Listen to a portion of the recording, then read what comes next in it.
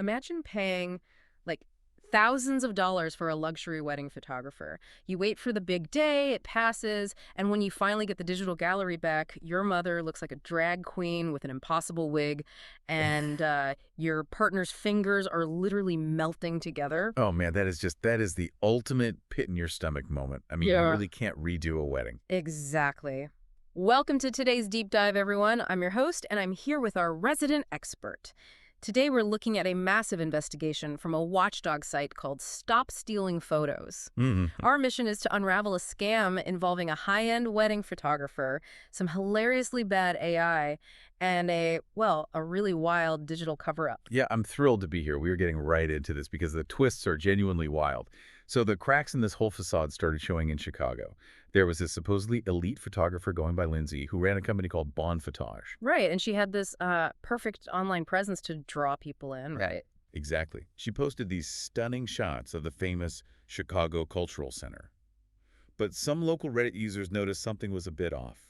The historic mosaic floors were completely mutated into marble, and, well, chairs were just floating in midair. Oh, wow. So there were obvious AI fakes, which, if you're charging premium prices, is just a huge red flag. Right.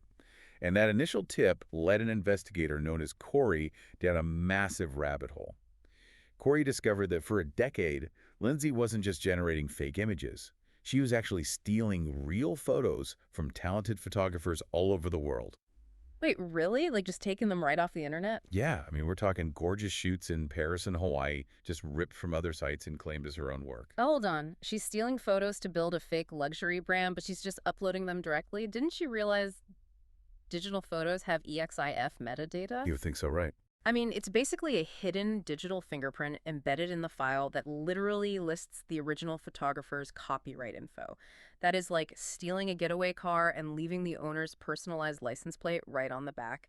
It is incredibly sloppy. It is incredibly sloppy, especially since she claimed to be a former high-powered corporate lawyer. But what's fascinating is that her sloppiness didn't actually matter because she used that exact legal background as a shield. How does that even work when you are so clearly in the wrong? Well, whenever a photographer tried to call her out, she didn't apologize. She fired off aggressive cease and desist letters, essentially bullying her critics into silence with the absolute threat of legal action. Okay, so stealing for Instagram is one thing, but if you're planning a wedding right now, this next part is basically your worst nightmare. She couldn't fake being at a wedding she actually booked. So, how did this impact her real clients? So it was a classic bait and switch. She would secure these massive deposits by promising to personally shoot the event. Then, she would just vanish. Just completely disappear. Yeah. Right before the wedding date, she would email the couple with a dramatic excuse.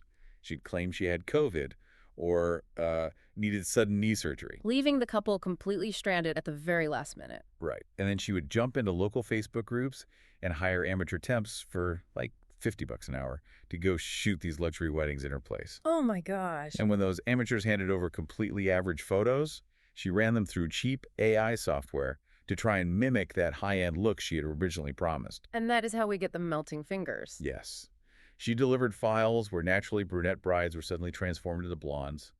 Guests' faces in the background were twisted into absolute nightmares. One photo even featured fingernails growing on the outside of a woman's gloves. That is horrifying. What did she say when people actually complained? When devastated couples complained to her, she just coldly replied, "I guess AI is not for everyone." That is so brazen. But how do you hide a track record like that? I mean, if my wedding photos looked like a horror movie, I would nuke their Google reviews immediately. Well, she hid illegal non-disparagement clauses deep in her contracts.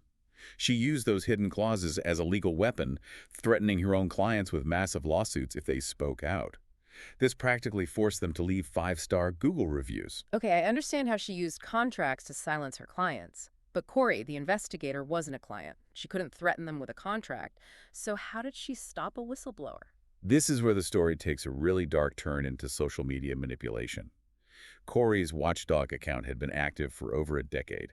Suddenly, a brand new fake account pops up with a ridiculous name, photo.stealers_fizzy-nip-nip-64. Wait, Fizzy Nip Nip? Seriously? Yeah, seriously. This fake account pays $15 to Meta to get a verified blue badge.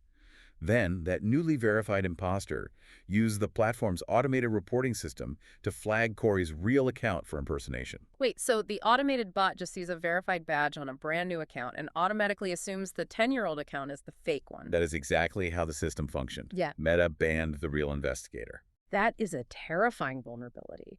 I mean, a $15 blue check mark is all it takes to completely weaponize an automated system and erase a legitimate journalist from the internet. It really exposes a major flaw in how platforms verify truth. But the good news is, the scam is finally collapsing. Bon Footage is being booted off major wedding platforms like Zola and The Knot, and former clients are banding together to file lawsuits in small claims court. It is definitely a relief to see that digital facade finally crumbling, but it does leave you with a pretty chilling question. As AI makes it flawlessly easy to generate a perfect fake portfolio in mere seconds, how can you ever truly verify that the online service you are hiring actually exists in the real world?